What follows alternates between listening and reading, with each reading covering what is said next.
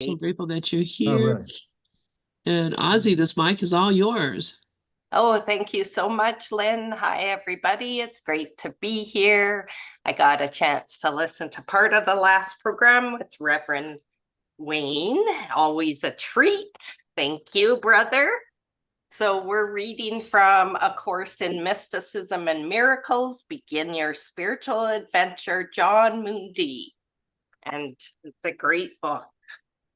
So, we're in chapter 14.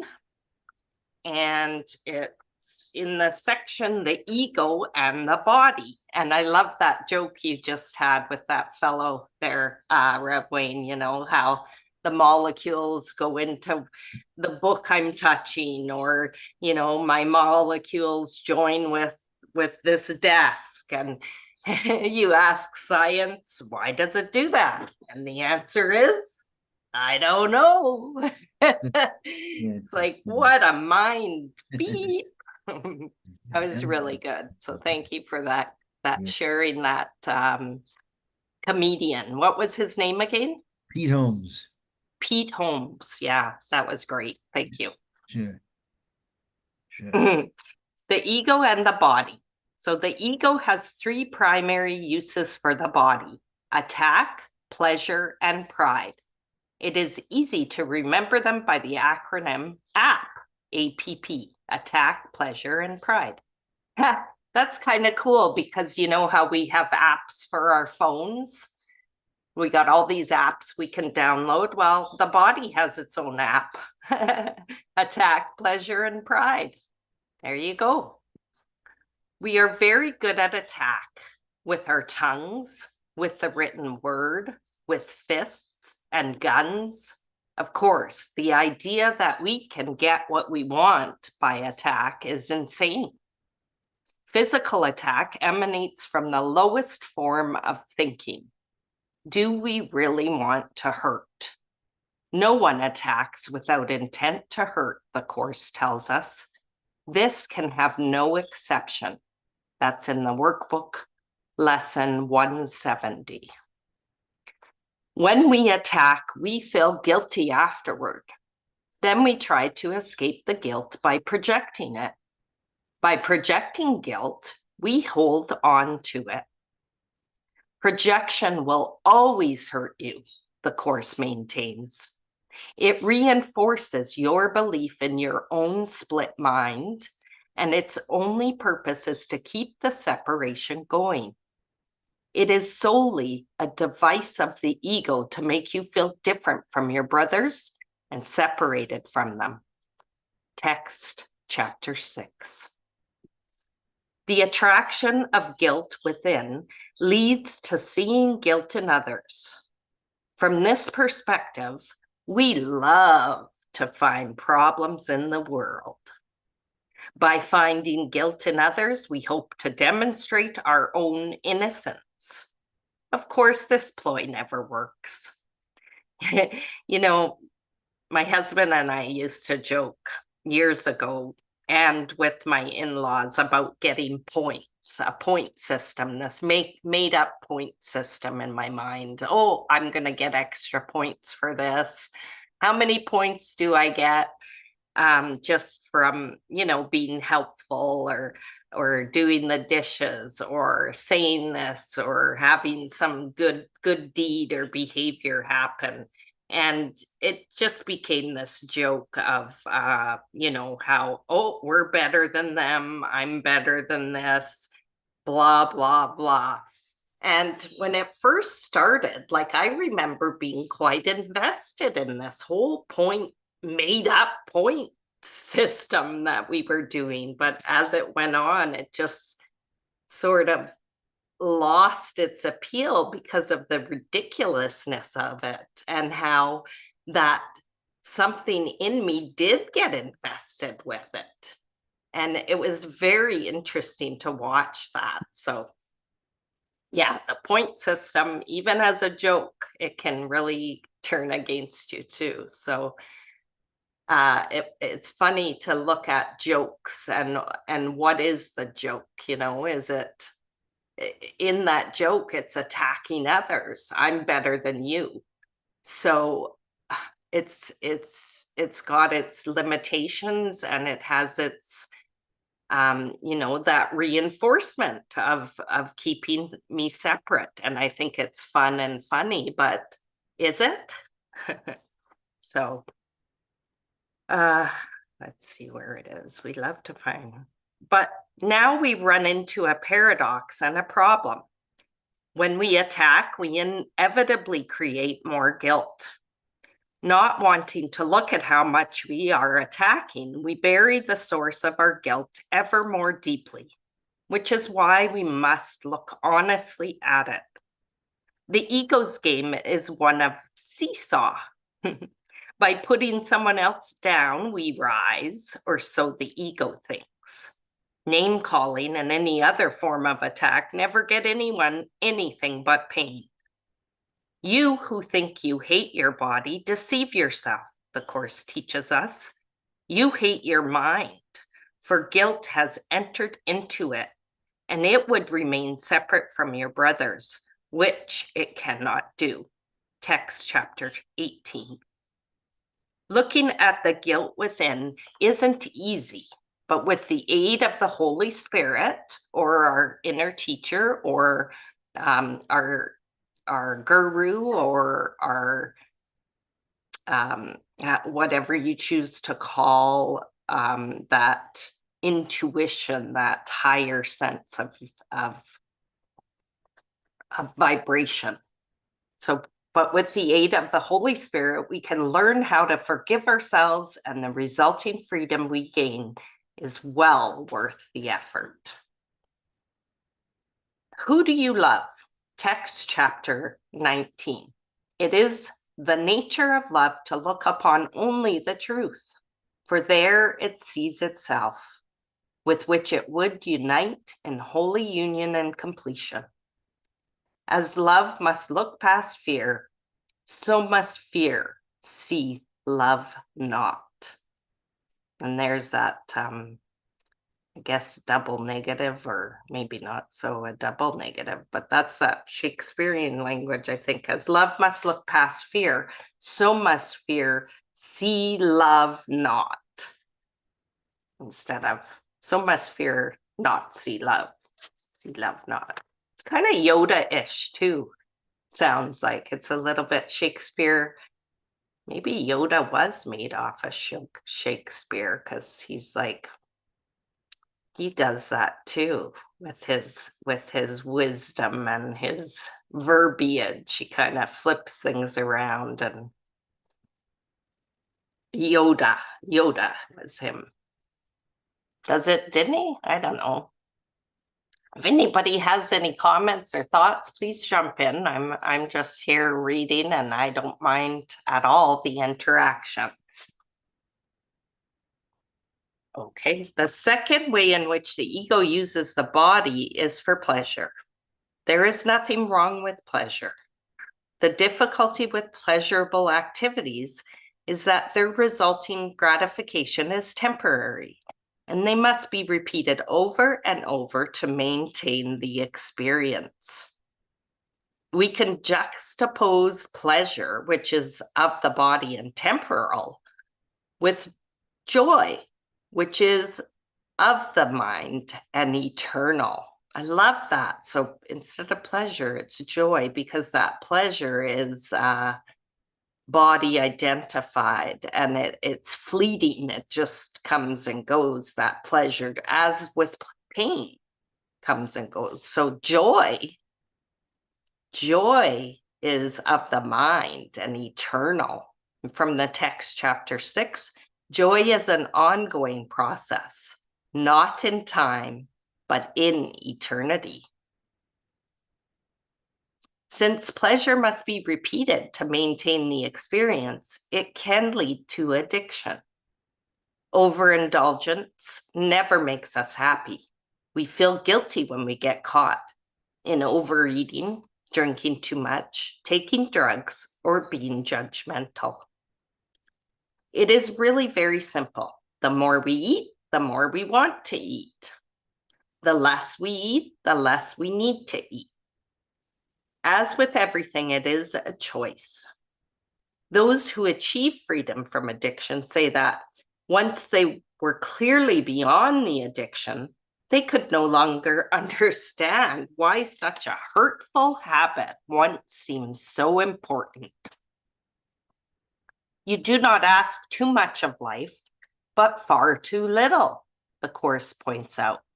When you let your mind be drawn to bodily concerns, to things you buy, to eminence as valued by the world, you ask for sorrow, not for happiness.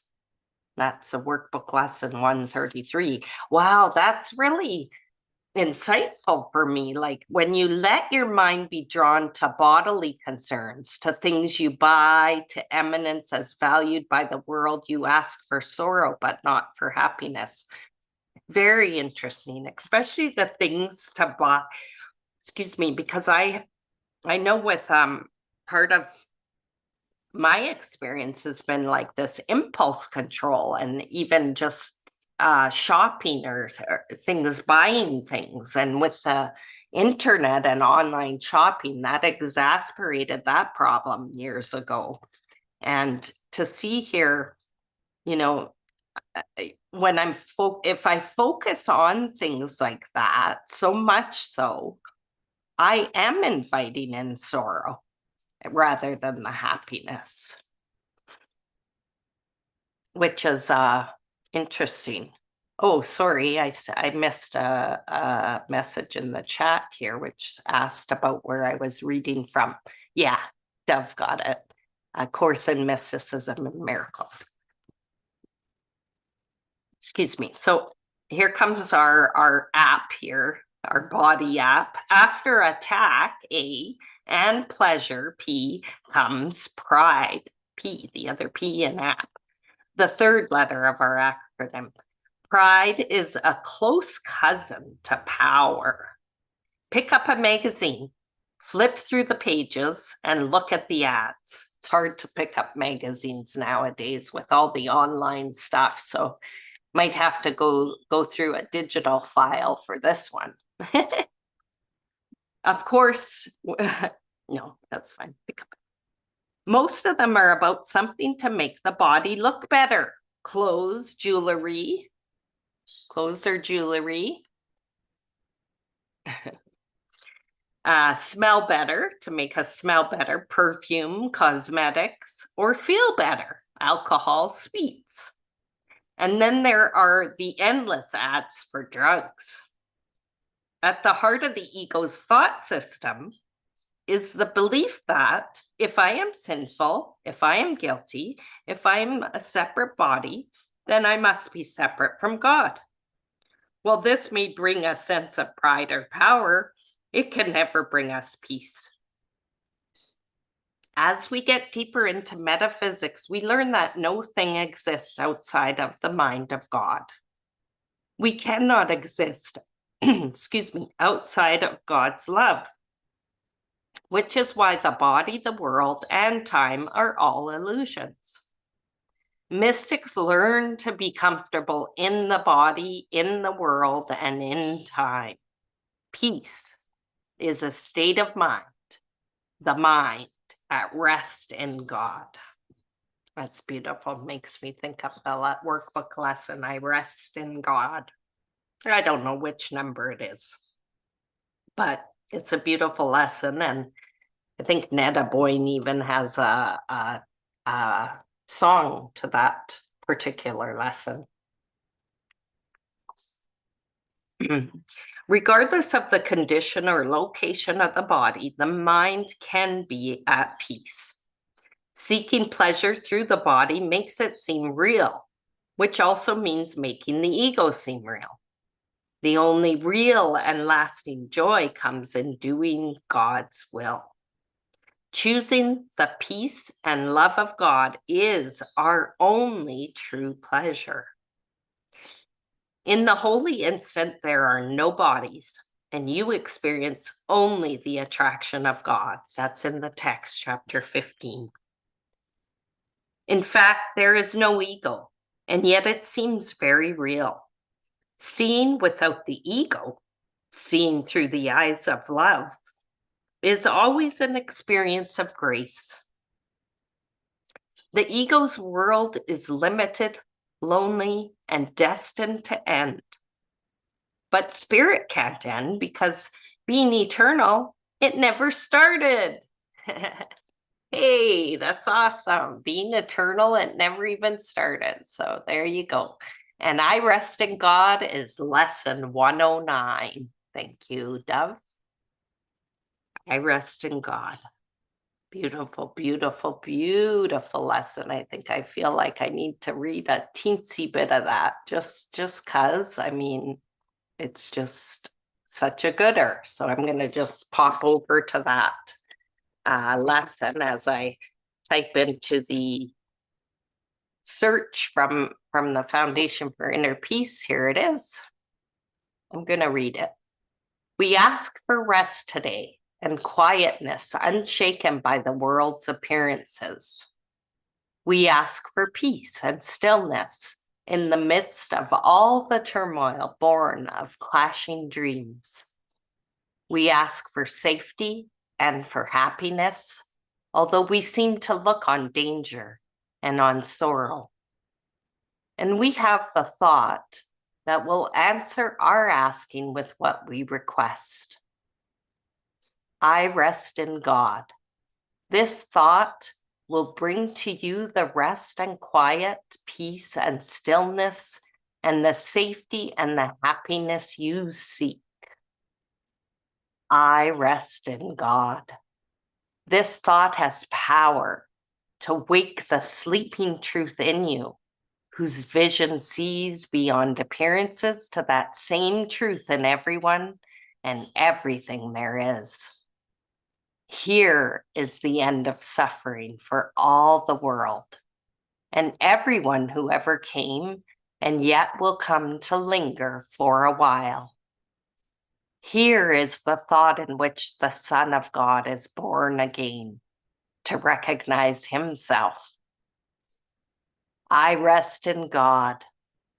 Completely undismayed, this thought will carry you through storms and strife, past misery and pain, past loss and death, and onward to the certainty of God. There is no suffering it cannot heal. There is no problem that it cannot solve, and no appearance but will turn to truth before the eyes of you who rest in God. This is the day of peace.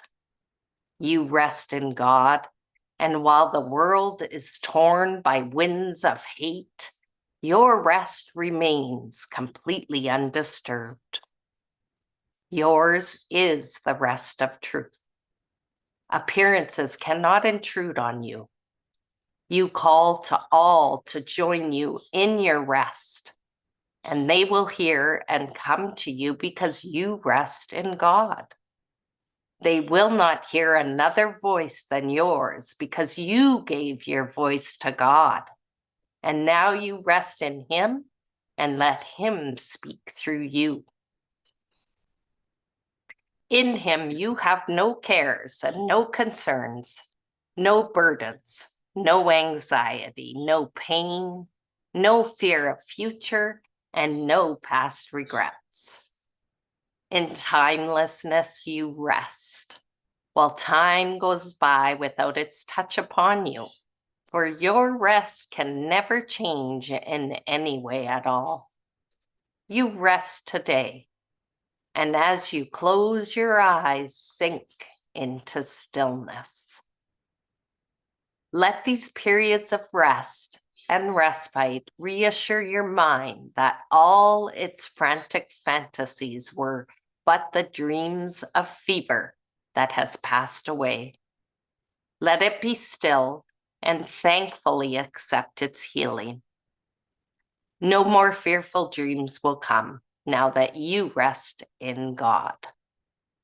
Take time today to slip away from dreams and into peace. Each hour that you take your rest today, a tired mind, A tired mind is suddenly made glad. A bird with broken wings begins to sing. A stream long dry begins to flow again. The world is born again each time you rest, and hourly remember that you came to bring the peace of God into the world, that it might take its rest along with you. With each 5 minutes that you rest today, the world is nearer waking. And the time when rest will be the only thing there is comes closer to all worn and tired minds, too weary now to go their way alone. And they will hear the bird begin to sing and see the stream begin to flow again, with hope reborn and energy restored to walk with lightened steps along the road that suddenly seems easy as they go. You rest within the peace of God today and call upon your brothers from your rest to draw them to their rest along with you. You will be faithful to your trust today, forgetting no one, bringing everyone into the boundless circle of your peace, the holy sanctuary where you rest. Open the temple doors and let them come from far across the world and near as well. Your distant brothers and your closest friends, bid them all enter here and rest with you. You rest within the peace of God today, quiet and unafraid. Each brother comes to take his rest and offer it to you. We rest together here, for thus our rest is made complete. And what we give today, we have received already. Time is not the guardian of what we give today. We give to those unborn and those pass by, to every thought of God, and to the mind in which these thoughts were born and where they rest. And we remind them of their resting place each time we tell ourselves, I rest in God. Thank you. That was great.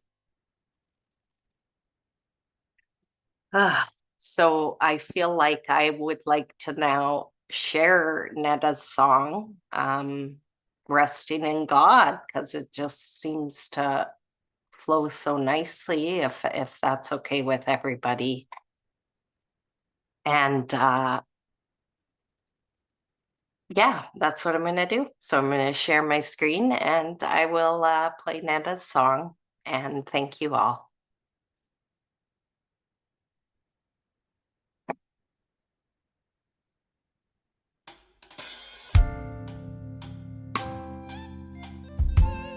I rest in God. I rest in God today.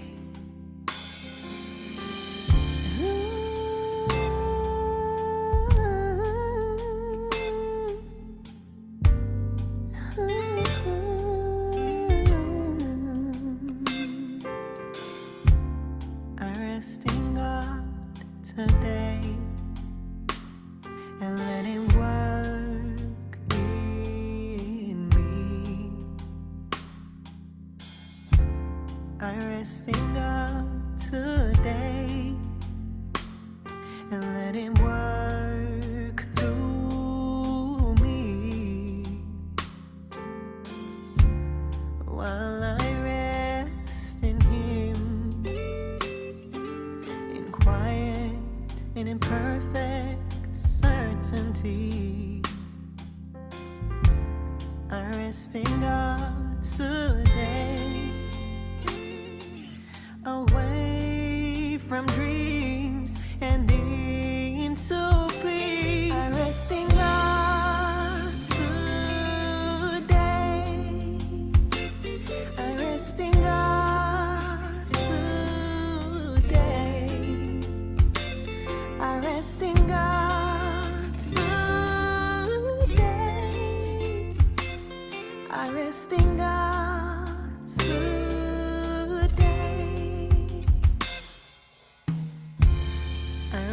resting God today and wake the sleeping truth in me.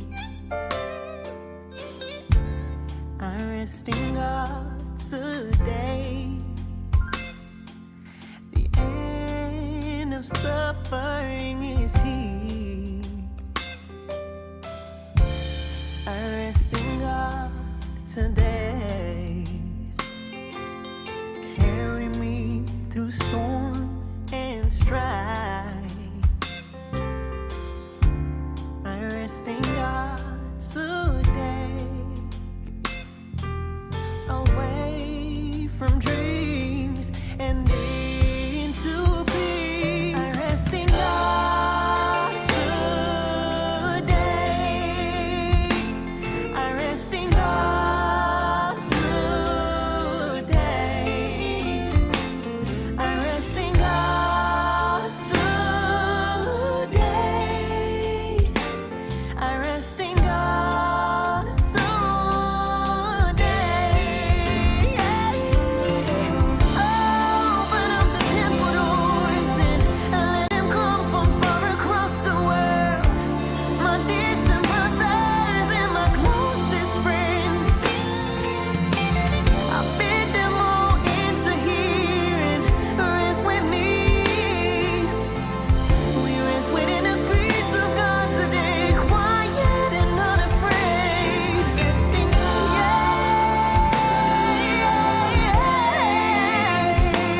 I rest in God.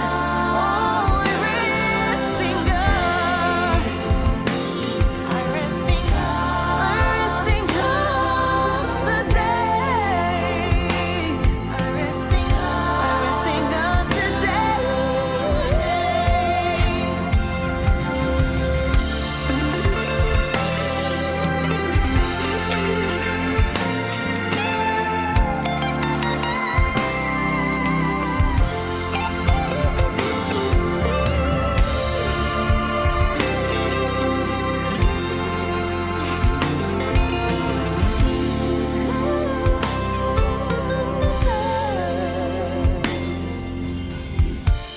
We rest together here, for thus our rest is made complete.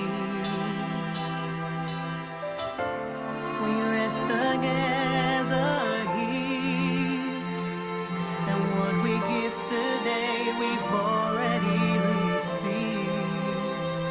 I rest in God today. I rest in God today.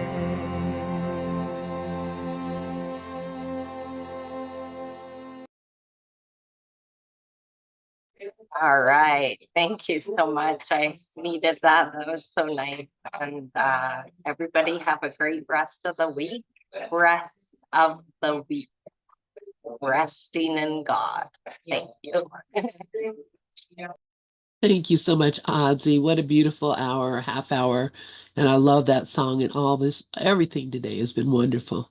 So thank you, thank you, thank you. And we'll see y'all on Monday or